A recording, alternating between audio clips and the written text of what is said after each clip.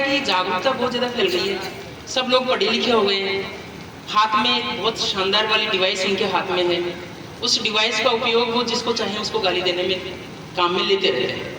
और इसके कारण से क्या है, कई बार सामाजिक दुर्भाव बढ़ता है और अस्पष्टता बढ़ती है कि ये क्या चाहते हैं क्या नहीं चाहते, जबकि ऐसा कहीं भी कुछ भी नहीं है। मैंने वास्तविकता में देखा है ये सब चीज़ें। आप लोगों को पता होगा मेरा स्कूल यहाँ कांडा धर्मशाला में चलता था पहले, और मैं अब इसी मोहल्ले में आ गया, और इस मोहल्ले में आ गया तो इसमें कोई दो राय नहीं है। प्रतिद्वंदी होता है तो वो क्या करता है, अपने प्रतिद्वंदी को गिराने के लिए हर हथियार काम में लेगा। तो स्कूलों के द्वारा चारों तरफ से बातें फैलाई जा रही हैं कि भाई फलां स्कूल तो फलां जगह चली गई, अब वो डाउन हो जाएगी, वो स्कूल चल ही नहीं सकता, ये है वो है, कई प्रकार की बातें की जा रही हैं। जबकि मुझे पूरा विश्वास है कि कोई भी स्कूल है वो लोकेशन के कारण से नहीं चल सकता। कोई स्कूल चलेगा तो वो कठोर परिश्रम से चलेगा और अपनी व्यवस्थाओं के बल पर और अपनी मेहनत के बल पर चलेगा। लेकिन ये जो बात कर रहे हैं ना, ये बात करने वाले कौन हैं, इस पर ये विषय थोड़ा गंभीर है, क्योंकि वो एजुकेशन वाला बंदा है। ये बात की जो चर्चा कर रहा है वो शिक्षा देने वाला बंदा है। ये थोड़ा चिंता का विषय है। और बाकी राजनीति भी अपनी जगह अपनी तरीके से चलती रहेगी, व्यवस्थाएं, विकास भी अपने तरीके से अपने हिसाब से चलता रहेगा। हमें हमारे खुद पर गौर करना चाहिए। देखिए काफी जगह हम देखते हैं, मैं प्रैक्टिकल बातें करना चाहूंगा, मेरे को अनुमति है ना।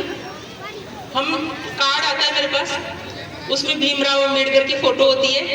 अमूमन हमारे हिंदू समाज में गणेश जी की फोटो भी होती है साथ में, और फिर अपने जिनके भी, हमारे भी यहाँ पे गणेश जी की फोटो होती है, कर्नल साहब की फोटो होती है साथ में। और कुछ जो बोर्ड लोग हैं वो गणेश जी की फोटो नहीं रखते, साथ में सिर्फ अम्बेडकर साहब की फोटो रखते हैं और उसी हिसाब से वो अपना कार्ड देते हैं। ये उनकी बहुत तगड़ी मतलब हिम्मत की बात है।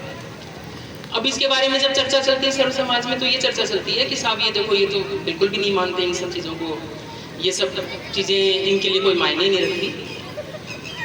मैं भी व्यक्तिगत स्तर पर ये मानता हूँ कि जिस चीज़ से आपको ऐतराज़ है उसको आप न माने, इसके लिए आप स्वतंत्र हैं, क्योंकि संविधान आपको इतनी स्वतंत्रता तो देता ही है, इतनी स्वतंत्रता तो देता ही है।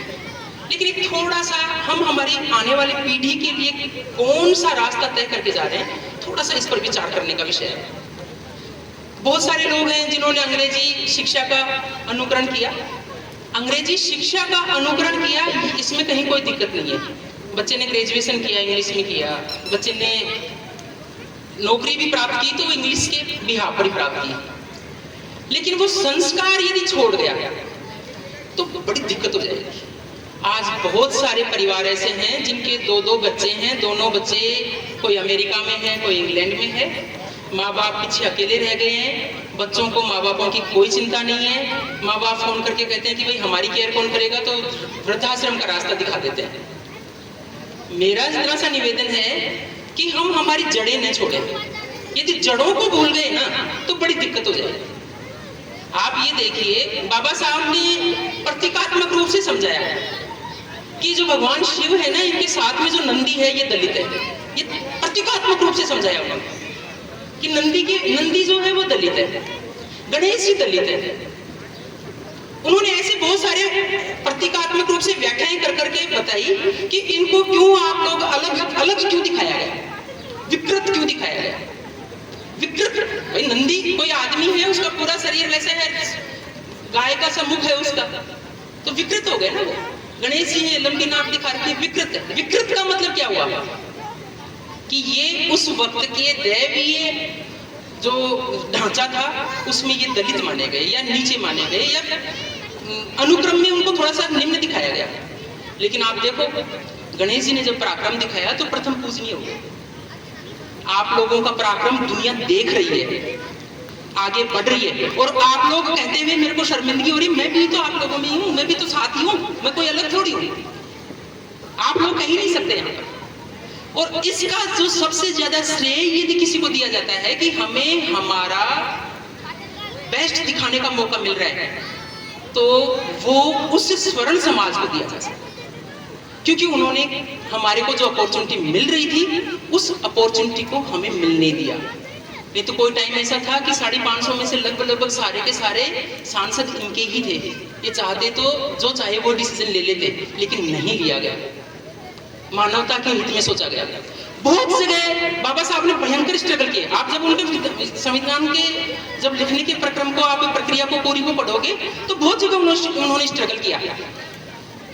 लेकिन जातीय निम्नता के आधार पर जहां भी कोई स्ट्रगल की बात आई, वहां पर किसी ने कोई स्ट्रगल नहीं किया। सबने ये कहा कि ये हक तो इनको मिलने चाहिए, ये तो इनका जन्मसिद्ध अधिकार है, ये भी हमारे बराबर बैठने के उतने अधिकारी हैं जितने आम कोई आदमी है।